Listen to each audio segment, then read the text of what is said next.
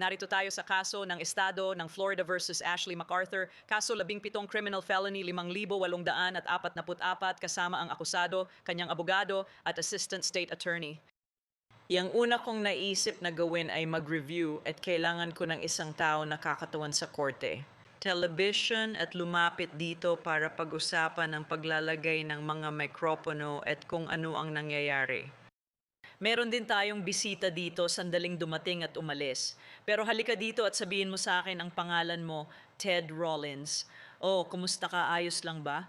Pwede mo ba? Para lang alam ng lahat. Una sa lahat, may mikropono ba sa lamesa ni Miss Jensen? May mikropono ba sa depensa? And sa ngayon, ang court ay parehong nakamute ang mikropono ayon sa Court Smart, kaya hindi mo na kailangan hawakan ito. Kahit malakas kang magsalita, maririnig pa rin ng iba. Normal lang yan. Sabihin mo na lang kung saan natin nilagay ang mga mikropono. Merong mikropono ng hukom. Magkakaroon ng mikropono sa saksi. May isa sa balon at isa sa podium. Lahat ay kontrolado mula sa likod, kaya kung may sidebar o iba pa, Kumaway ako sa mga tao sa likod pero hindi nila ako pinansin. kaya tuwing may sidebar, ibinababa na namin ngayon ang mikropono. Ibig sabihin nakamute ito. Tama, sige, meron ba ngayon? Sa tingin ko na pag-usapan na natin ito, pero gusto ko ring mapag-usapan natin ito sa harap ng mga abogado at ni Ashley MacArthur. Kung ikaw, i-mute mo lahat ng mikropono, kaya dapat walang makakakuha ng tunog kapag minute ko dito sa taas. Tama. Tama, wala tayong maririnig. Pag tinawag ang sidebar, papasukin na sila. Pag magbe-break tayo, anong plano mo? Kasi may mga nagsasalita malapit sa mikropono minsan. Balak mo ba i-mute ito tuwing break? O kapag break at off the record, ilalagay nila yung mga camera sa selyo ng Florida at patay lahat ng mikropono. Sige. At iniisip ko pa kung ano pa ang masasabi ko tungkol sa paksang ito. Baka may sarili rin kayong mga telepono na maaring nagre-record o may ginagawa. Tama ba yon? Hindi. Hindi kami magre-record. Ang mga local na affiliate ng Batas at Krimen ang nagla-livestream at nagre-record ng ilang bahagi ng paglilitis gamit ang kanilang camera. And bayo, based on the position ng camera, hindi kailanman magvi-video ng hurado, tama? Oh, sigurado. Ngayon, may isa pang camera, yung pinakamataas na sa inyo. Sa tabi nito, sa palagay ko, ay saan? Hey, yung camera saan ilalagay? Mananatili lang yan dyan at inoperate ito ng remote mula sa likod. Pareho silang dalawa. Sige, ayos lang. Pero ang intention mo ba talaga mula sa likod ay ilagay lang yon sa mesa ng akusado o mesa ng depensa o kung anuman? Halos lahat ng hawak ay makukuha nito. Pareho silang gagalaw at kukuha. Pwede mong makuha ang saksi, sige. Pero hindi ito makakarating sa hurado. Kung nakita ko yon, pwede akong tumalon at ihinto ang camera. Siguradong sigurado. At sulit na sulit yon na makuha sa pelikula. Oo, gagawin namin. Ayos lang, hindi ko na kailangang magbantay ng mga camera dahil gusto kong mag-focus sa paglilitis. Siguradong hindi sila lalapit sa hurado. Ayos lang. Miss Jensen, meron ka ba? Mukhang nandito na si Ware at may mikropono na sa gilid. Nasa podium talaga ako. May mikropono akong kumukuha ng natural na tunog at ako, Siguro yon ang isa sa gilid. Baka yon ang button natin. Sige.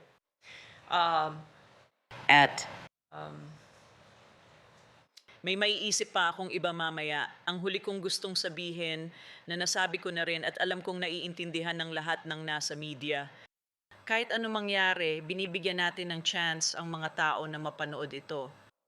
Para sa amin ni na Miss Jensen, mga Barrett at Ashley MacArthur tungkol ito sa patas na paglilitis at katarungan. Mahalaga na ang inyong mga tao ay discreet, gaya ng nakikita ko ngayon sa pinakadulo, talagang simple ang suot nila. Gusto talaga naming makalimutan ng hurado na ito ay naisa sa himpapawid.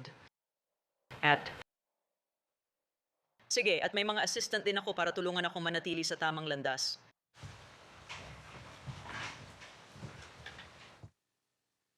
Sa tingin ko, Si Casey Watson, ang aming Public Information Officer ay nilinaw na maaring nagte-text or may ginagawa sa kanilang mga cellphone ang inyong mga kasama doon sa likod at pinapayagan ko yon dahil maaring bahagi iyon ng kanilang trabaho.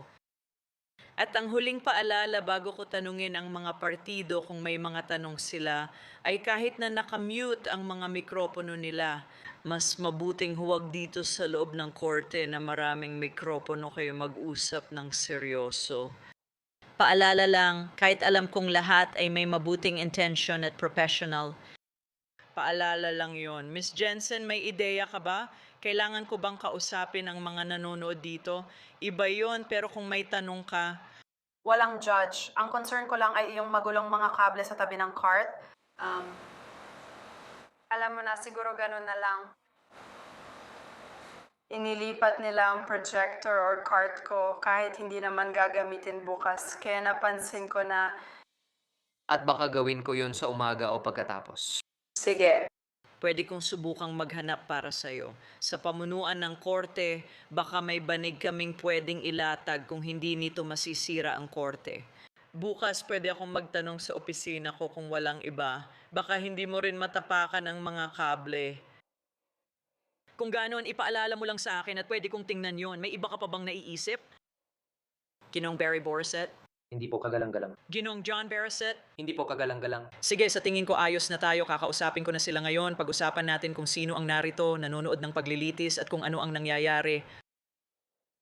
Sa kabila ng katotohanang may live stream tayo. Bawal mag-live stream, gumamit, or mag-record gamit ang cellphone. May mga bagay na media lang ang pwedeng gawin, hindi publiko.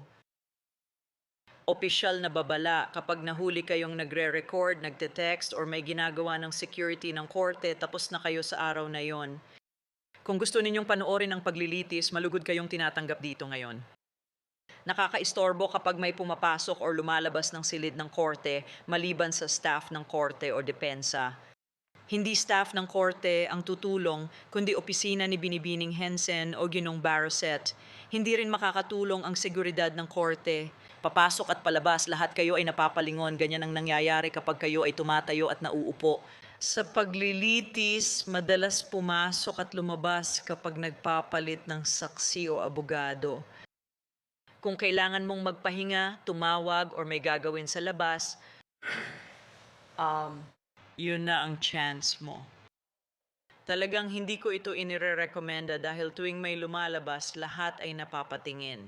Kaya kahit sino ang sinusuportahan mo, gusto mong ang hurado ay tutok sa testimonya at ebidensya. Hindi bawal pumasok or lumabas, pero sana magalang ka at huwag mo na lang gawin.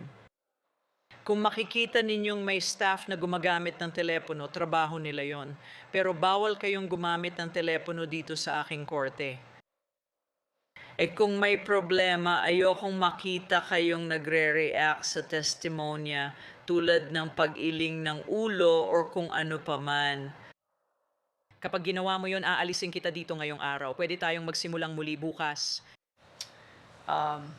At pagkatapos, Miss Jensen, sa tingin ko isa lang ang testigo mo ngayon. Maaring isa lang talaga, pero isang beses lang. Bukas, pagdating ng mga tao, tiyak marami tayong testigo. Hindi dapat nagbibigay ng impormasyon mula sa loob ng korte tungkol sa mga nangyayari sa mga testigo o nakikipag-ugnayan sa kanila sa labas sa ganoong paraan.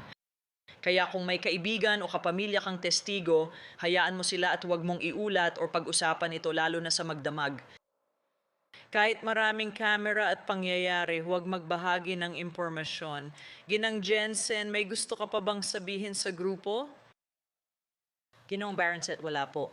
Hindi, gusto namin bumoto. Ang patakaran. meron akong isang saksi at nasa labas siya.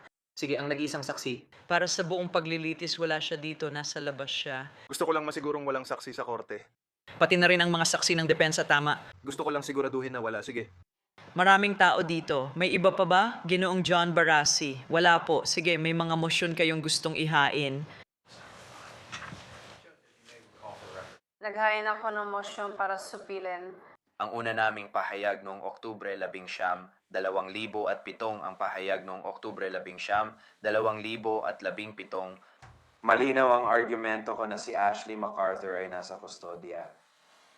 Kinuha ng mga pulis ang oras nila, pinatagal bago ibigay ang kanyang mga karapatan sa Miranda, tapos nung ibinigay na nila ang kanyang mga karapatan sa Miranda, mabilis nilang tinapos yon. Sa tingin ko sinabi niyang dadaanan ko lang ito kaya minamalit ang kanyang karapatan. Kaya hiniling namin sa korte na huwag tanggapin ang pahayag na iyon. Hiniling namin sa korte na baguhin ang desisyon at huwag tanggapin ang pahayag noong Oktubre 11, 2017. May gusto ka bang sabihin, Binibining Henson? Wala, ayos ka lang. Ipagpapatuloy kong tanggihan ang motion na supilin ang anumang bagay na katulad nito na kailangang muling ihain. Opo, kagalang-galang, kailangan naming magsampa ng motion sa limited para pigilan ang ilang usapan ni na Ashley MacArthur sa Twin Peaks na restaurant. Ang ilang iba pang mga saksi ay sabi-sabi lamang. Nagpetisyon din kami na huwag isama ang mga text message ni na Taylor Wright at Ashley MacArthur mula Agosto 29, 2017 hanggang Setyembre 6, 2019 na iniharap ng Estado. Ang mga text message ni na Taylor Wright at Cassandra Wall ay puro sabi-sabi lang. Sige, naniniwala akong naglabas ako ng kautusan na tinatanggihan ang mga motion at nililimitahan at magpapatuloy akong magdesisyon base ron. Itinuturing na muling inihain iyon para sa paglilitis. Meron pa bang iba?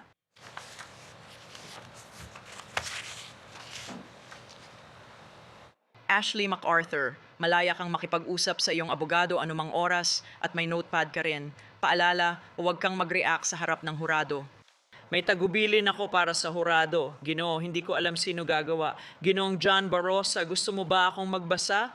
Tama, ang karapatang manahimik? Oo. Sige, gagawin natin. Sa tingin ko may isang tao dito. Para lang malinawan, may isang tao dito na may medical na pump na nakakonekta sa kanilang telepono. Maaring magtunog iyon ng beep, kaya kung may makarinig ng tunog na iyon, iyon ang dahilan ng beep na iyon, ayos lang iyon. Ayokong isipin ng mga tao na may isang set ng mga patakaran at tapos may iba pa. Pero sa tingin ko may kinalaman yun sa ilang medical na bagay. Babasahin ko ang tagubilin, tatanungin ko kayo, magbibigay ng notepad at lapis, tapos magsisimula tayo. Handa na ba lahat? Nung pagpili ng hurado, sinabi ko sa korte na yung lalaking nakaasul sa ikalawang hanay ay parang humihingal at nagbubuntong hininga. Nung pinag-uusapan natin ang tungkol sa mga alagad ng batas, tungkol sa pagsisinungaling ng mga pulis, or hindi palaging nagsasabi ng totoo, or mga bagay na ganun. Kaya hihilingin ko lang po sa korte na tiyakin na ang lahat, hindi lang yung Ginoo, kundi lahat ay huwag magpakita ng anumang ekspresyon sa mukha o anumang reaksyon habang may mga saksi na nagtetestigo. At muli, paalala lang po, nasabi ko na ito, pero kung makita namin yon, tapos na kayo para sa araw na yon, kaya pakiusap, makinig na lang po. At kapag dumating tayo sa punto na maaaring may autopsy o mga larawan o anumang katulad nito, magbibigay kami ng abiso tungkol doon. Para alam ng lahat, pero huwag kayong mag-react sa harap ng hurado. Kung wala, mag-uulat akong may huradong nawawala na nasalubong ko, kaya nahuli ako sa ika-4 na palapag, pero naasikaso ko siya at nadala sa ikalawa. Sana ayos na siya ngayon. Sa tingin ko si Miss Butler yon at hindi naman namin napag-usapan ang kaso. Sa tingin ko handa na kami.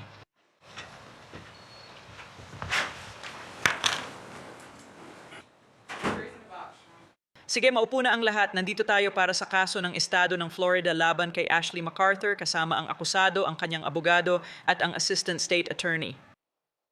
Magandang hapon kayo na ngayon, mga tao ko. Salamat sa pagbabalik at handa na kami. Nakikita kong may ngiti kaya ayos lang.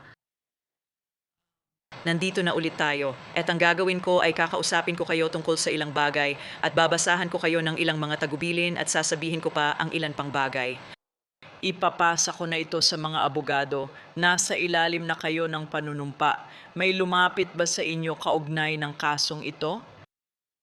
May nagtangkang kumausap sa inyo tungkol sa kaso? May nagsaliksik ba sa inyo tungkol sa kasong ito? May tumawag ba sa inyo sa bahay at nagsabing, "Uy, i-livestream natin ito at tingnan kung ano ang ginagawa ko ngayon"? Wala. Sige, pag-usapan natin sandali ang tungkol sa media. Makikipag-usap ako sa inyo bago tayo umalis ngayon.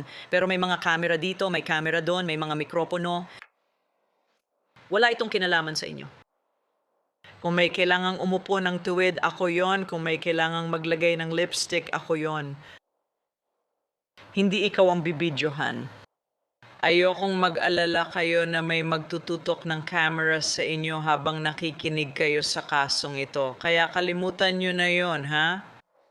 Tatalakayin din natin mamaya at sa mga susunod na araw ang tungkol sa media. Pero ayokong mag-alala kayo tungkol doon ngayon. Ang sinabi ko sa inyo kaninang umaga ay seryosong bagay ang ginagawa natin dito. Pero sinabi ko rin na mahirap umupo dito na nakakakapit ang panga ng 4 o 5 araw. Gusto kong huminga kayo ng malalim. Magkakaroon tayo ng break or ibang gagawin at minsan kakausapin ko kayo tungkol sa di kaugnay na paksa or bigla akong magsasalita tungkol sa isang bagay. Okay, hindi ibig sabihin nun na hindi ito seryoso. Ibig sabihin lang nun na baka kailangan mo lang ng pahinga kahit kailan. Kung kailangan ninyong tumayo, ayos lang. Babasahin ko ang ilang tagubilin. Mga ginang at ginoo, kayo ay napili at nanumpa bilang hurado sa kaso ng Estado ng Florida laban kay Ashley Britt MacArthur. At para isang kasong kriminal, sinampahan ng kaso ng unang antas na planadong pagpatay ang akusado. Ipapaliwanag sa inyo mamaya ang kahulugan ng krimeng iyon. Ang dokumentong isinampa ng Estado na tinatawag na indictment ay hindi ebidensya at hindi dapat ituring ninyo bilang anumang patunay ng pagkakasala. Tungkulin ng hukom na ipaliwanag ang batas sa inyo. Tungkulin ninyong tukuyin kung napatunayan ng Estado ang paratang laban sa akusado lampas sa makatwirang pagdududa, ayon sa batas na aking ibibigay sa inyo. Kaya malinaw ang saklaw ng hurado at korte at hindi sila nagsasapawan. Isa ito sa pangunahing prinsipyo ng ating hustisya. Bago magpatuloy, mahalagang maintindihan ninyo kung paano ginagawa ang paglilitis. Sa simula ng paglilitis, pwedeng magbigay ng pambungad na pahayag ang mga abogado kung gusto nila. Ang pambungad ay nagbibigay daan sa mga abogado na sabihin kung anong ebidensya ang ihaharap sa paglilitis. Hindi ebidensya ang sinasabi ng mga abogado, kaya huwag itong ituring na ganon. Pagkatapos ng pambungad, tatawagin ang mga saksi para magbigay ng salaysay sa ilalim ng panunumpa. Tatanungin at susuriin sila ng mga abogado. Maaring magpakita ng dokumento at ebidensya bilang patunay. Pagkatapos ng ebidensya, magbibigay ng pangwakas na argumento ang mga abogado. Ipaliwanag ko ang batas na angkop sa kaso bago kayo magpasya ng hatol.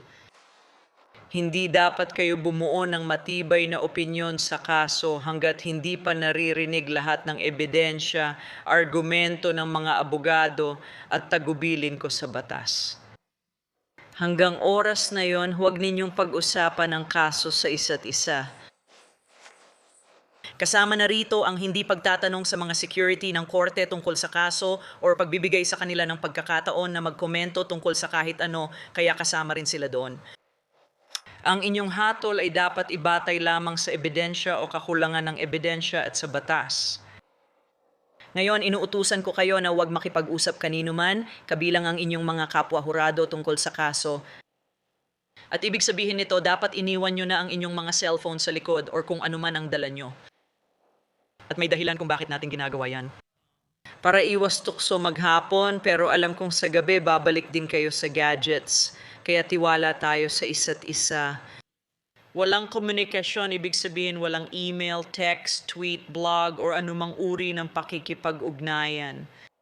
Bawal kayong magsaliksik or maghanap ng impormasyon tungkol sa kaso.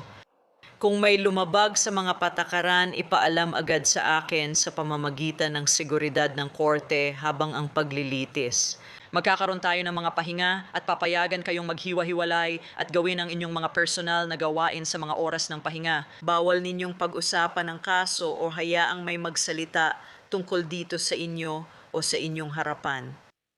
Kung may sino mang magtangkang magsabi ng kahit ano sa inyo o sa inyong harapan tungkol sa kaso, sabihin ninyo sa kanila na kayo ay bahagi ng hurado na humahatol sa kaso at pakiusap na itigil nila ito. Kung di sila tumigil, ipagbigay alam sa seguridad ng korte. Makakasama ninyo ang 3 magagaling na opisyal buong linggo, kaya makakabuo kayo ng relasyon at makakapag-usap. Hindi ko kayo papayagang magdala ng cellphone o tablet, laptop o elektronikong kagamitan sa korte. Ilagay ang mga ito sa lockbox sa likod. Alam nyo na ayokong makipag-ugnayan kayo, maghanap ng impormasyon tungkol sa kaso, o kumuha ng litrato, video, or audio ng pagdinig o mga hurado. Sa pagtatapos ng kaso, bawal kayong makipag-usap kanino man sa labas ng silid ng hurado habang nagde-deliberate. Kung may kailangang makipag-ugnayan sa inyo sa isang emergency, maaring tumanggap ng mensahe ang korte at agad itong ipapaabot sa inyo. At syempre, maaari kayong tumawag o gawin ang kinakailangan. Hatulan ninyo ang kaso base lang sa ebidensyang iniharap sa paglilitis sa inyong harapan sa akusado, mga abogado at ako. Medyo paulit-ulit pero kailangan ko pa ring basahin. Bawal kayong mag-imbestiga ng sarili. Kasama rito ang pagbabasa ng dyaryo, panonood ng telebisyon o paggamit ng computer, cellphone, internet at iba pang elektronikong kagamitan. Maaari kayong kumuha ng impormasyon tungkol sa kasong ito o sa mga taong at lugar na sangkot kahit saan kayo naroroon. Hindi kayo dapat bumisita sa mga lugar na nabanggit sa paglilitis o gumamit ng internet upang tingnan ang mga mapa o larawan ng anumang lugar na tinalakay sa paglilitis. Kakausapin ko kayo mamaya tungkol dito. Hindi dapat pag-usapan ng hurado sa kaibigan o pamilya ang kaso o mga taong lugar na sangkot. Kaya huwag ninyong hayaang kahit ang pinakamalapit na miyembro ng pamilya ay magbigay ng komento o magtanong tungkol sa trauma. Naangkop din ito sa elektronikong gamit kaya kung may mag-text, ganun pa rin. Bawal gumamit ng telepono, computer o elektronikong kagamitan sa pakikipag-ugnayan. Huwag magpadala o tumanggap ng mensahe tungkol sa kaso o serbisyo bilang hurado. Huwag pag-usapan o humingi ng payo tungkol sa kasong ito, pati na rin ang pag-post sa internet, chatroom o blog. Ano ang mga dahilan para sa mga patakarang ito? Sa tingin ko, alam ninyo na ang dahilan kung bakit ito ipinapatupad dahil ang mga hurado ay kailangang magdesisyon sa kaso nang walang abala at base lamang sa ebidensya na ipinakita dito sa korte. Kung magsisiyasat, magre-research o magtatanong kayo sa sarili ninyong paraan, walang paraan ng hukom para matiyak na ang impormasyong makuha ninyo ay tama para sa kaso. Wala ring pagkakataon ang mga panig na questionin o hamunin ang katumpakan ng inyong natuklasan. Yan ay salungat sa ating sistemang panghukuman. Tinitiyak ang karapatan ng bawat panig na magtanong, questionin ang ebidensya laban sa kanila at maglahad ng argumento ukol dito. Ang sariling investigasyon ng hurado ay hindi patas at mali dahil inaalis nito ang pagkakataon ng bawat panig na garantisado ng sistemang panghukuman. Ang sinumang hurado na lumabag sa mga limitasyong ito ay nilalagay sa panganib ang pagiging patas ng mga pagdinig na ito. At maaaring magresulta ito sa mistrial na mangangailangan na magsimula muli ang buong proseso ng paglilitis. Ang mistrial ay malaking gastos at abala para sa mga panig, korte at nagbabayad ng buwis. Kung lalabag ka sa patakaran, pwede kang parusahan ng korte tulad ng kulong, multa o pareho. Nayong-nay, ang huling bagay na gusto kong gawin ay ang gugulin ng umaga sa paghikayat sa inyo na maging mabubuting mamamayan, tapos may isang hurado na makukulong.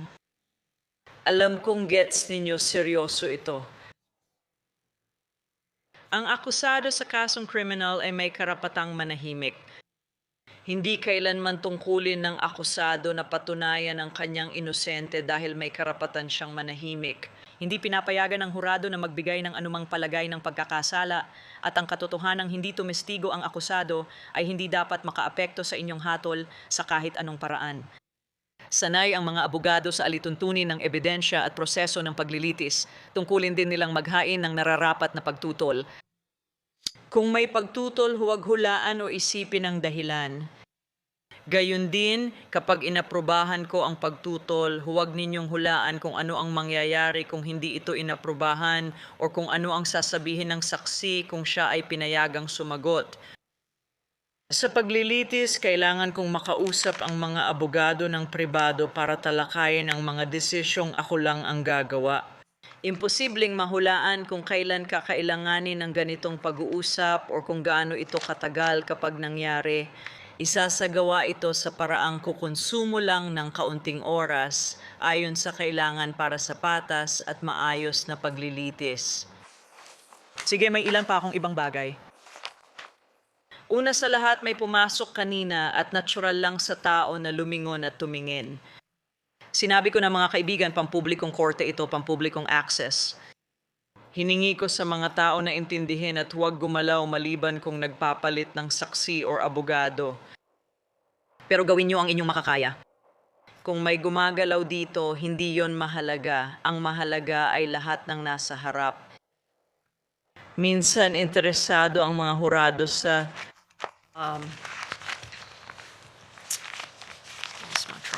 nandito ito. Sandali, minsan gusto ng hurado magsulat ng tala. Mahaba ang paglilitis na ito.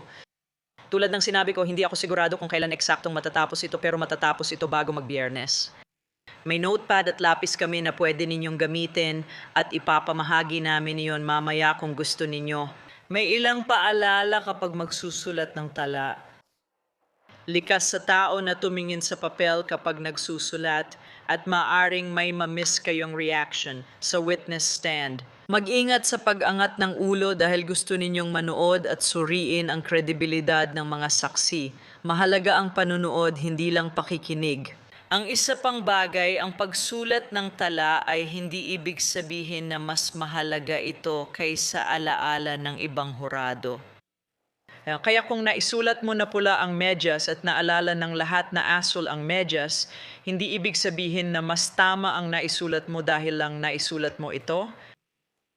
Ilalagay at isusulat ninyo ang pangalan ninyo sa unang pahina ng notes or pad tapos lilipat sa pangalawa.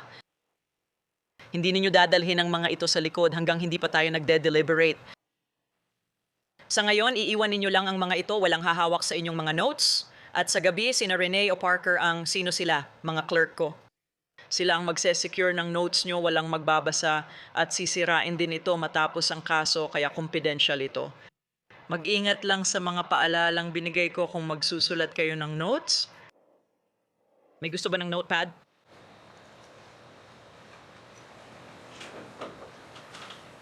Kung ayaw ninyo, ayos lang. Magbibigay kami ng mga pad, tapos bibigyan namin kayo ng mga lapis. Nakuha namin yung malalaki at makakapal. Isulat ang pangalan ninyo sa unang pahina, pakiusap.